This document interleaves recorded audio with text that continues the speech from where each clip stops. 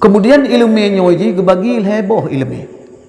Kun Abu Bakar Siddiq radhiyallahu anhu heboh bagi ilmu. Pertama ilmu zahir. Ilmu zahirnya adalah ilmu syariat. Wajib tertuntut dan wajib tasyiar kepada umat-umat yang lain. Lagi ilmu yang kita mernonyo. Nyo wajib tertuntut dan wajib terpebut. Umat-umat yang bodoh supaya mereka terbawa kepada iktikad yang betul dan supaya terbawa kepada ibadat yang benar dan kepada batin yang betul. Hati yang betul bertimuh penyakit-penyakit batin, penyakit-penyakit hati.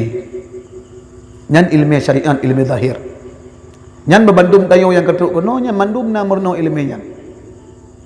Kemudian yang kedua ilmu batin. Ilmu batin nyo iki hana wajib pegah bak gop. Menyakajut tu hana wajib pegah bak gop, akan tetapi sabi kerodro nyan jut pegah. Urang ahli ilmu batin ya cok ilmu bak urang yang ahli batin. Dia urang yang jago ilmu batin nyan getalkin murid gatnyan yang kajut ilmu batin. Itulah ilmu-ilmu yang termasuk ilmu dalam ilmu kasyaf. Nyan batin bukan. Nyam yang tengok kamalim syariat nyan kajut amurno ilmu nyan. Tapi yang golom malim nyan ilmu syariat ilih. Kemudian yang kelihkan Abu Bakar ilmu sir. Ilmu sirnya mesti dra manusia hanya pegah. Oman ngon tanyo karena ilmu sir hanya pegah cik.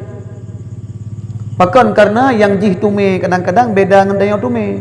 Makanya gu kunci oleh ulama tasawuf, ifsya'u sirri rubbiyah kufrun.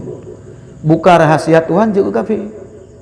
Ya maka oleh karena demikian itayo yang perlihat amurno uronyo pu ilmu syariat, ilmu zahir. Nyo insyaallah mandum dayah namurno ilminya. Cuman perbedaan tu kualitas ji biu tahu sagai. Karena menurut tamu dek ba'akizamun. Bandum Saban. Ubina dayah khususnya di Aceh, Bandum Saban tentang dayung murno ilmu syiarnya, adapun ilmu syariatnya ilmu zahir. Cuman perbedaan sagai biu saban.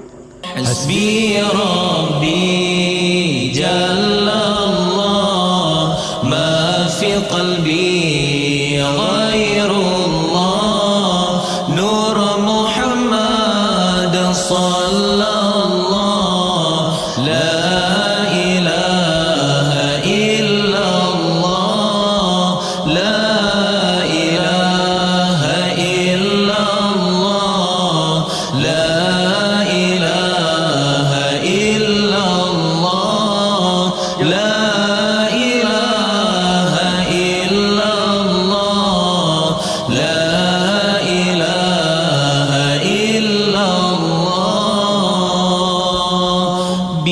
شهر ربيع قد بدا